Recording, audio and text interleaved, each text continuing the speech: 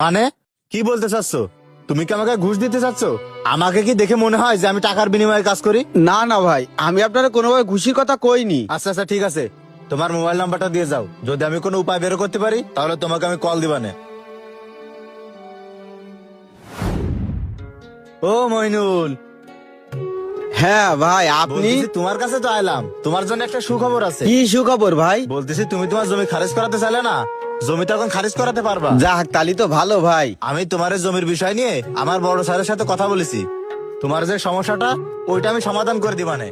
কিন্তু তোমার উপরে আমার স্যারের একটু দয়া হয়েছে।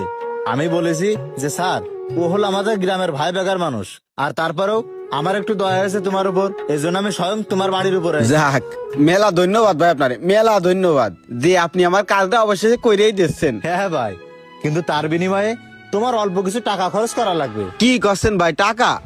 আবার টাকা খরচ করা লাগবে কেন? এই তো ভাই, তোমার বিপদে তো উদ্ধার করতে এসে আমি তো নিজেই বিপদে পড়ে গেলাম।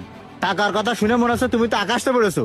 শোনো ভাই, আর আমি তোমার বাড়ির উপরে আছি তোমার বিপদে তো উদ্ধার করার জন্য। আর তোমার যে কাগজপাতি সেগুলো যদি আমরা এখান থেকে ক্লিয়ারেন্স না করে দিই, তাহলে কিন্তু তুমি তোমার জমি জীবনেও খারিজ করাতে পারবে না। ও ভাই, কষি কি তালি কয় টাকা লাগতে পারে? কতই বা খরচ যাবে?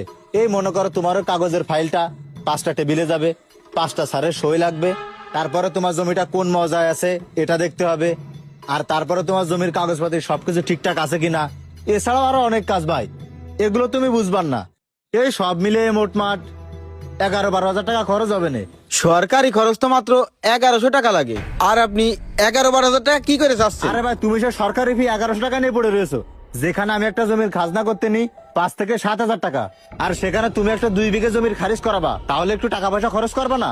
তুমি যদি টাকা খরচ করতে পারো তাহলে আমি আমার বড় স্যারের সাথে কথা বলবো, আর যদি টাকা খরচ না করতে পারো তাহলে আমার সাথে কথা বলে লাভ নেই, আমার সময়ের মূল্য আছে। হ্যাঁ, ফাইজলামি করার জায়গা পান না? না, এই সরকার আপনাদের বেতন দেয় না? না, আমাদের মতো সাধারণ মানুষকে তো আপনারা ভয় পাইছেন। এই আমাদের সাইপিএসপি আপনারা যে টাকা নিতে পারবেন ওইটাই তো আপনাদের লাভ। আরে ভাই, আপনাদের কি লজ্জা করে না? আপনাদের তো লজ্জা থাকা উচিত। যদি লজ্জা থাকতো তাহলে এইভাবে সাধারণ মানুষের রক্ত চুষে টাকা নিতেন না ভাই। আরে ভাই, একটা মানুষের ভূমি অফিসে কি জন্য যায়? বিপদে পড়ে তার জমির সমস্যা নিয়ে তারপরেই যায়। আর আপনারা ওই বিপদের ঢাল হিসেবে ব্যবহার করে চিন্তা করেন যে সাধারণ মানুষের থেকে কিভাবে টাকা নেওয়া যায়। আপনাদের বিচারে সাধারণ মানুষ না করতে পারলেও ওই আল্লাহ কিন্তু করবে। যান, আমার বাড়িতে আপনি চলে যান, আমারও জমির খারিজ আমি করাবো না। এভাবেই ভূমি অফিসে গিয়ে অথবা